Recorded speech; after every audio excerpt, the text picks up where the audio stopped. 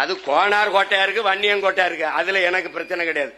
என்னுடைய பாட்டன், என்னுடைய இனம், முன்னோனுடைய வீரமிக்க எழுச்சி மிக்க அடையாளம் என்னுடைய கோட்டை என்பதுதான் எங்கள் நிலைப்பாடு. அதிலே குப்பத்திற்கு பெயர் இதே செஞ்சியிலே கோனேரி குப்பம் என்று இருக்கிறது, கோட்டைக்கு பெயர் தேசிங்கராஜா கோட்டை என்று. கிருஷ்ணகோன் அவன் ஆளுகையில் அவன் பெயரையே அந்த நிலப்பரப்பில் பெயரிட்டு அழைத்தான் என்பதால் தான் அது கிருஷ்ணகிரி என்று பெயரானது என்பது வரலாற்று குறிப்பு. 300 ஆண்டுகள் 1190 தொடங்கி 1270 வரை தொடர்ச்சியாக அவர்களுடைய பரம்பரையினர் ஆண்டிருக்கிறார்கள். அது கோன் என்றால் அரசனை குறிக்கும். ஆனால் அந்த குறிப்பிலே ஆடு மேய்க்கும் இடையர்குல கோனார் கோன் என்று எழுதியிருக்கிறது. அதிலே தெளிவாய் கொள்ள வேண்டும் என் உடன் பிறந்தார்கள். இந்த கோனேரி கோட்டையை மீட்பதால் கோனாரெல்லாம் எனக்கு ஓட்டு போட்டு விடுவான் என்று நான் வரல. என் பரம்பரை அடையாளத்தை இழப்பது என்பது ஒரு காலத்தில் விட்டு கொடுக்க முடியாது. இது யாரு? இது எதுக்கு? இது இந்த வேலையை யார் செய்வா? இவன் எவனும் செய்ய மாட்டான். எவன் செய்வான்?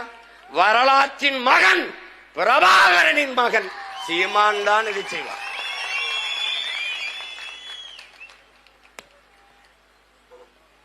என அடையாளம் என்பது என்னுடைய முகம், முகவரி. என் அன்பு தம்பி தங்கையில என்னரும் பெற்றோர்களை எந்த ஒரு இனம் தனது மொழியையும் வரலாற்றையும் பாதுகாத்து வைத்திருக்கிறதோ அந்த இனம் உலகில் பாதுகாப்பாக வாழ்கிறது என்கிறார், வாழும் என்கிறார். ஆனால் நாங்கள் என்னரும் தமிழை, என் தாய்மொழியை தொலைத்தோம், கண்முன்னே அழிய விட்டோம், எங்கள் அடையாளங்களை இழந்தோம், தொலைத்தோம். அது பற்றிய புரிதல் இல்லாமல் தவித்தோம், தான் தோன்றிகளாக திரிந்தோம். அதனால் நாங்கள் யார் என்பதை மறந்தோம். சொந்த நாட்டிலே அடையாளமற்ற அடிமைகளாகி போனோம். இப்ப என்ன நடந்தது? திடீர்னு ஐயா மோடி அவர்கள் இதை மராட்டிய மன்னர்களின் படைத்தளம் என்று அறிவிக்க காரணம் என்ன? மகாராஷ்டிராவில் அவர் ஆட்சி செய்கிறார்கள், மராட்டியர்களுக்கு பெருமையாக இருக்கும். மான தமிழனுக்கு, மான தமிழன் மண்ணில் மராட்டியன் கோட்டை எதுக்கு இருக்கு? இங்க எதுக்கு வருது? எதுக்கு வருது? இங்க எதுக்கு வருது? எதுக்கு வருது? அது என்னது? இது